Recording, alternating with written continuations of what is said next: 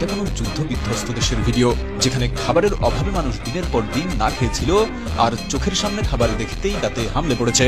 কিন্তু এমনটা যারা ভাবছেন তাদের জানিয়ে রাখি, এটা কোনো যুদ্ধ বিধ্বস্ত দেশের ভিডিও নয়, বরং এটা ঢাকার ফুটপাতে গড়ে ওঠা একটি খাবার হোটেলের চিত্র।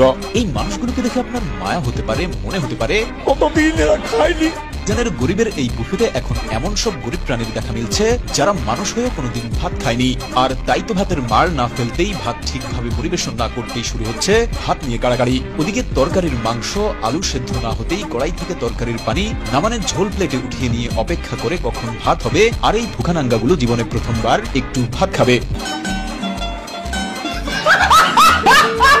মিজানের হোটেলে আরো এক শ্রেণীর গরিব প্রাণীর দেখা পাবেন, যারা কিনা 5 থেকে 6,000 টাকা ভাড়া দিয়ে এসেছে শুধুমাত্র একটু মিজানের হোটেলে ভাত খেতে চায় বলে। মিজানের হোটেলকে ঘিরে এখন যা হচ্ছে তার রীতিমতো নোংরামির পর্যায়ে চলে গেছে। যেখানে একসময় সত্যিকার অর্থেই গরিব মানুষরা সাধ্যের মধ্যে একটু পেট ভরে খেতে পারত, সেই গরিবেরাই এখন উপেক্ষিত। মিজানের হোটেলে এখন তারা খাবার পায় না, খাবার পেতে হলে 1 থেকে 2 ঘন্টা অপেক্ষা করতে হয়। মিজানের গরিবের হোটেলে সত্যিকার গরিবদের জায়গা দখল করে ফেলেছে